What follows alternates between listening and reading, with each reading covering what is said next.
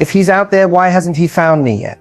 If that question has ever kept you up at night, you're not alone. You're doing the inner work, you're showing up, and you're not settling.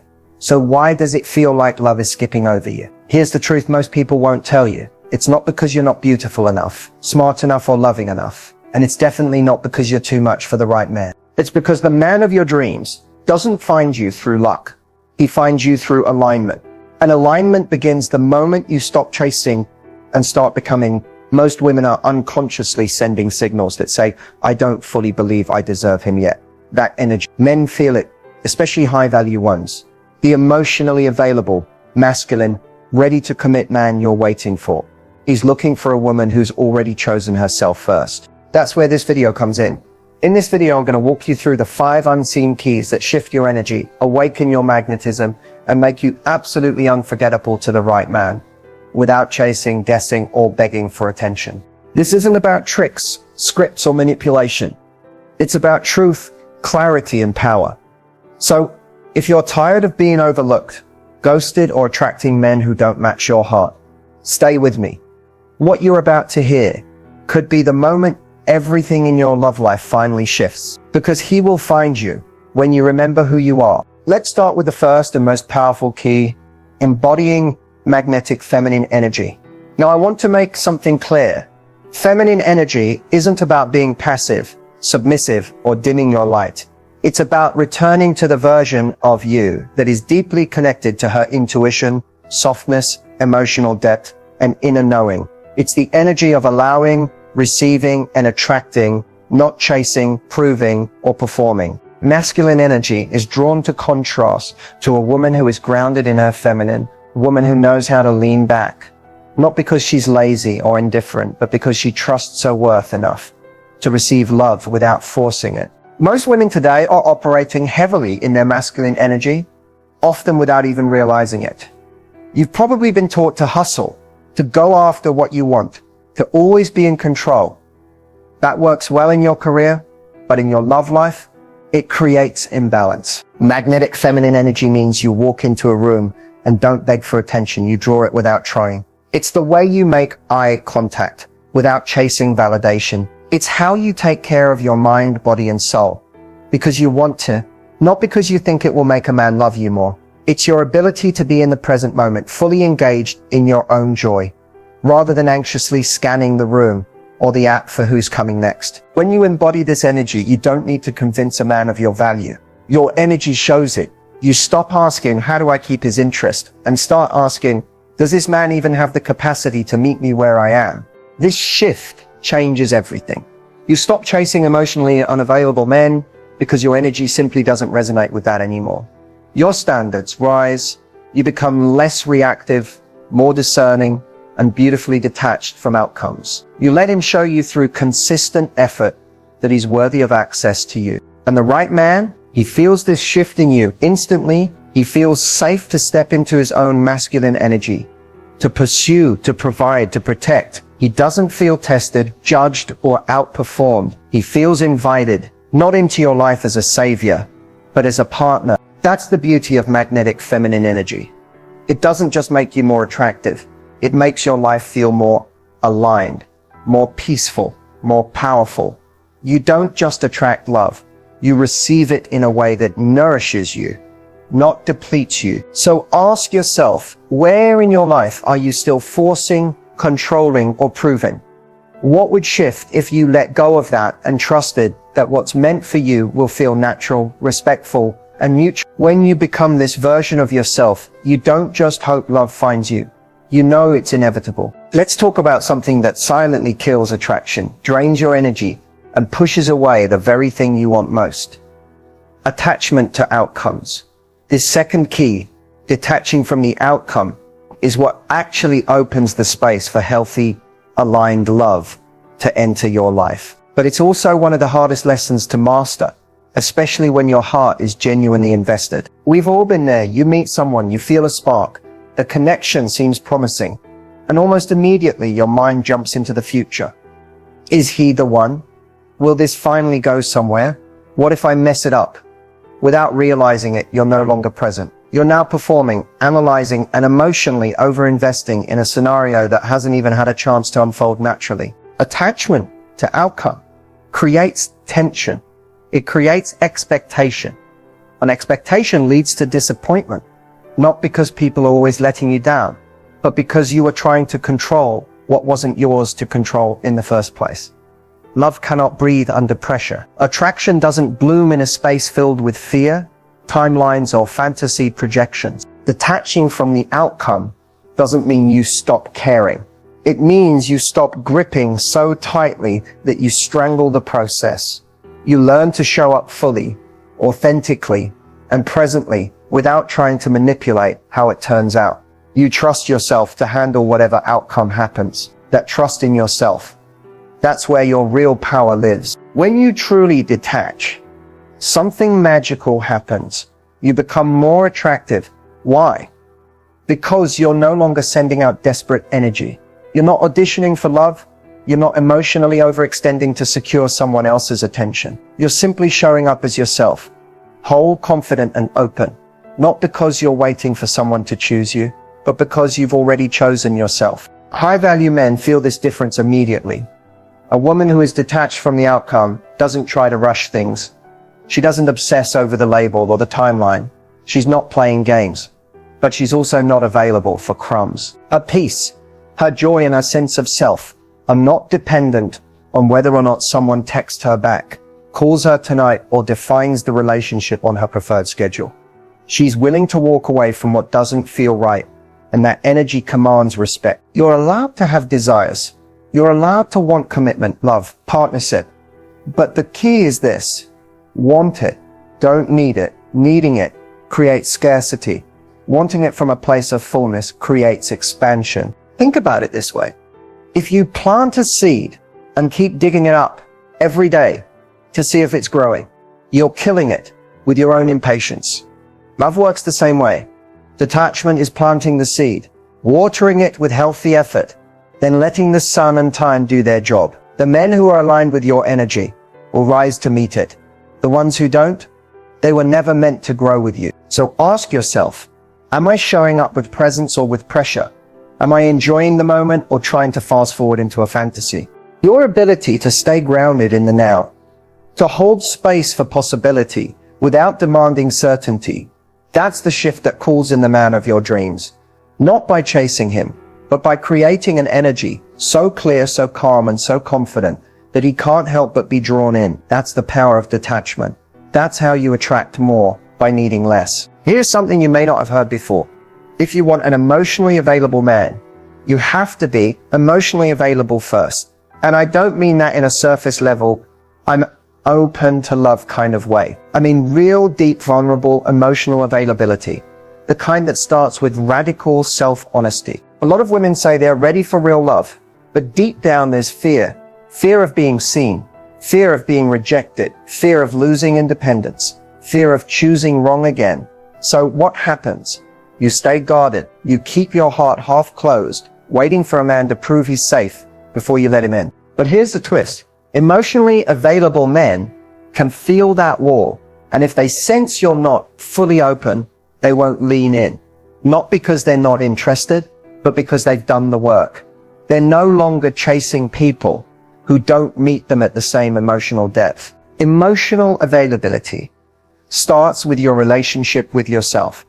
Can you sit with your own feelings without numbing, distracting, or projecting them onto someone else? Can you express your needs not from a place of fear, but from a place of clarity? Can you allow someone to see the real you, not the curated, filtered, high-achieving version, but the messy, imperfect, vulnerable woman underneath? That's what intimacy actually is. Being fully seen without performing. But that level of intimacy can only happen when you give yourself permission to go there first. Let's be real. It's easy to point fingers and say men aren't emotionally available.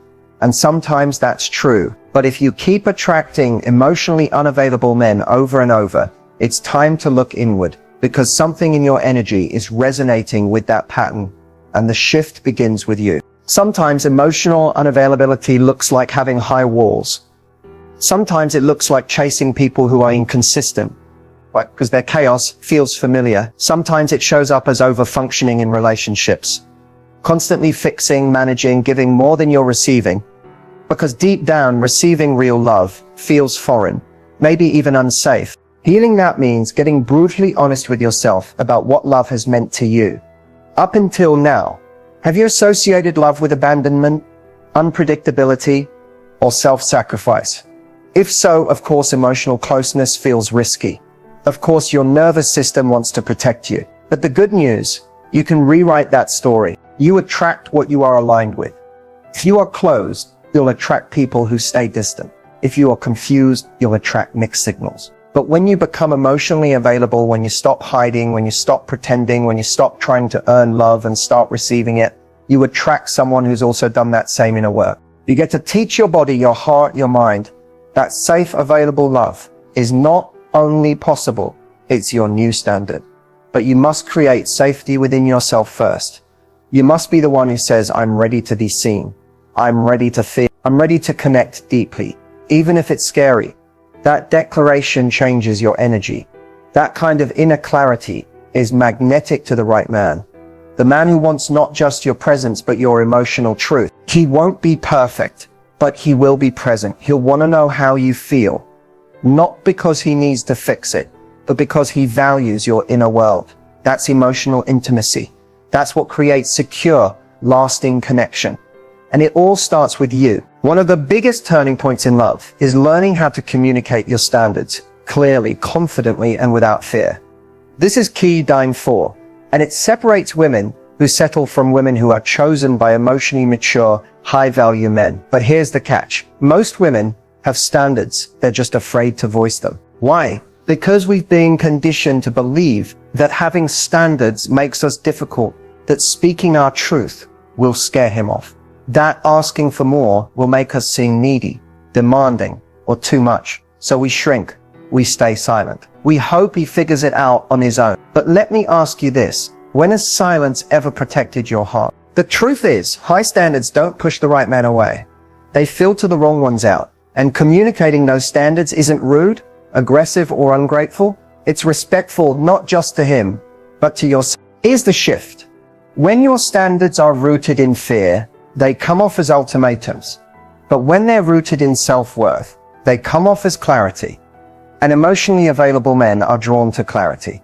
They want to know what you value. They respect a woman who knows what she will and will not accept, because it tells them she's not looking for any man. She's waiting for the right one. You don't need to explain or over-justify your standards. You don't need to apologize for wanting consistency, communication, emotional depth, or effort. Those are basics in a healthy relationship, not bonuses. So when you express what you need, don't do it with fear in your voice. Do it from a place of quiet confidence, knowing that anyone who's intimidated by your standards was never qualified to meet them. It's also important to understand that timing matters. You don't need to lay out your entire relationship rulebook on date 1. Communicating your standards happens over time, through your behavior, your boundaries, and your responses to what you're being shown. For example, if someone is inconsistent, your standard might sound like, I really value consistency and reliability. If that's something we're not aligned on, I totally respect that, but I know what I need to feel safe in a connection. Calm, clear, unapologetic. Notice the energy behind that. There's no blame, no pressure, just truth. That's the sweet spot. You're not trying to control the other person. You're simply offering them the chance to meet you where you are. And if they can't, you release them with grace instead of staying in a connection that forces you to lower your standards just to keep the peace. The fear of being alone is often what keeps women stuck in almost relationships that don't meet their needs. But what if you flipped that fear? What if you started to fear settling more than being single? Because every time you compromise your truth for temporary attention, you move further from the love you actually deserve. The moment you begin communicating your standards without fear is the moment you shift into self-respect. That energy doesn't beg. It doesn't chase. It simply states, this is who I am. This is what I need. And I'm not afraid to wait for the right match. That woman, she doesn't just attract better love. She sustains it. So stop editing yourself to fit into someone else's comfort zone. You were never meant to be quiet about your worth. The man who is ready for you will see your standards not as a threat, but as a roadmap guiding him closer to the real you. This final key might challenge everything you've ever believed about love. But once it clicks, it changes your entire approach to relationships. Keys on 5 is this. Choose alignment over effort. Let love flow instead of forcing it. Because the truth is, when something is right, it doesn't require you to abandon yourself to make it work. We've been taught that love is supposed to be hard, that you have to fight for it, fix it, prove yourself worthy of it. But that belief has created generations of women stuck in emotional labor, overgiving, overperforming, and calling it commit. Real love, healthy, soul-aligned love, doesn't ask you to exhaust yourself just to feel chosen. It meets you where you are. It feels natural. It flows. Now, this doesn't mean there won't be challenges or effort required.